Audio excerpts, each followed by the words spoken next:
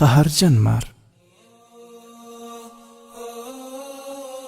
وای په یو کلي کې یو نجار اوسېدی. یوه ورځ یې خپل دکان بند کړ او کور ته ولاړ چې له کومه ځایه یو تور کوبرا مار راغی او دکان ته ننوت. د مار د علاقې وړ کوم شی هلته نه و، خو بیا یې هم هاخوا دېخوا کتل او روان و چې په دکان کې پرتې ارې باندې یې لکۍ ولګېده او لږ غوندې ټپي شو. مار له ویرې شاته وکتل او په بیړه او شدت یې په پرتې ارې خپلې زهرجنې داړې خښې کړې. دا چې اره د اوسپنې وه نو د مار چیچلو به پرې څه تاثیر کړی وي. برعکس د مار خوله ژوبله شوه او له خولې یې وینې راغلې. اوس نو مار بیخي له غوسې لیونی شوی و او له ارې تاو راتاو شو. په دې ډول یې غوښتل چې په خپل ټول قوت سره اره وزبېښي. خیر شپه تېره شوه.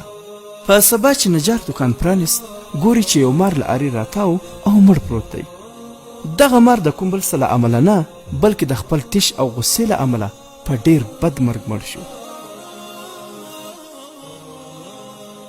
څرنګه چې مار غصې اخیستی و نو دا یې ونه کتل چې د چا سره په مقابله اخته یم او له غصې یې په ارې خپل بدن ټپې ټپې کړ.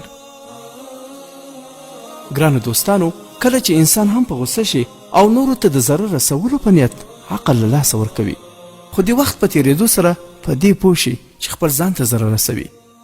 د خوندي او ښه ژوند لپاره موږ باید ځینې شیان، ځینې خلک، ځینې پیښې، ځینې کارونه، ځینې خبرې له پامه وغورځوو.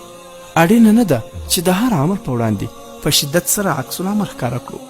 دغه ډول ځینې عکس العملونه یوازې موږ ته زیان نه رسوي، بلکې کیدای شي چې آن ژوند مو واخلي.